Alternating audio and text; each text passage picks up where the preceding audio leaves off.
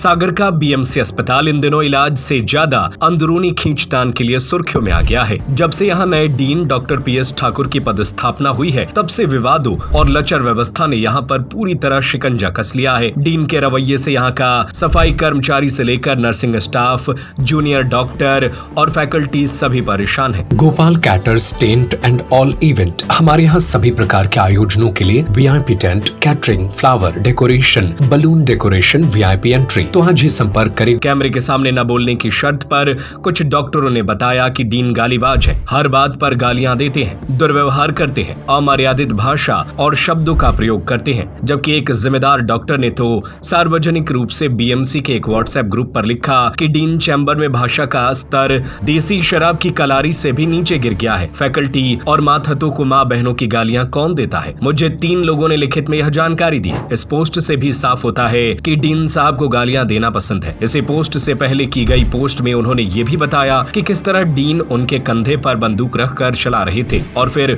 उन्हीं के खिलाफ साजिश करने लगे। खैर, इंदौर से सुप्रिंटेंडेंट पद से सागर के डीन बनाए गए डॉक्टर पीएस ठाकुर जब से सागर आए हैं, तब से अब तक कुछ विशेष उपलब्धि हासिल नहीं कर पाए हैं। हासिल हुआ है तो स्टाफ की कमी से जूझता मेडिकल कॉलेज, जर्जर होती जा रही बिल्डिंग, चोक हुआ टॉयलेट और ड्रेनेज सिस्टम, नर्सिंग स्टाफ की नई भर्ती नहीं कर पाना, पुरानी नर्सिंग स्टाफ की पदोन्नति न होने देना, यहाँ तक कि अब तो उनके कार्यकाल में नर्सिंग कॉलेज ही बंद हो गया है। अब तो ताजा मामला बीएमसी में मासूम बच्ची की मौत का, उस पर भी डीन साहब ने राजनीतिक रोटियां सेकना शुरू कर दी। ऐसा कहा जा रहा है कि उनके इशारे पर सबसे पहले एक लेटर करवाया गया, जिसमें डॉक्टर द्वारा बच्ची की मौत का जिम्मेदार उसकी दादी को ही बताया गया। उसके बाद उनके द्वारा डॉक्टरों को आपस में लड़वाने की कोशिश की गई, जिसमें एक डॉक्टर को डीन ने खुद कॉल कर पहले विरोध करने को कहा गया और उसके बाद दूसरे पक्ष उन्हीं डॉक्टर के खिलाफ जूनियर डॉक्टरों से शिकायत करने को कहा गया। ये सभी बातें उन्हें जिम्मेदार डॉक्टर के व्हाट्सएप पोस्ट के बाद जग जाहिर हो चुका है। वहीं बच्ची वाली घटना की जो बड़ी चूक थी, उस पर कोई चर्चा नहीं की गई, जैसे 30 बेड पर सिर्फ 1 या कभी 2 नर्स की जिम्मेदारी होना, बीएमसी में वार्मर की कमी जिसके कारण घटना हुई बताई जा रही है। एक वार्मर में 2 बच्चों को रखना पड़ता है, जिससे संक्रमण और दुर्घटना का खतरा होता है। खैर,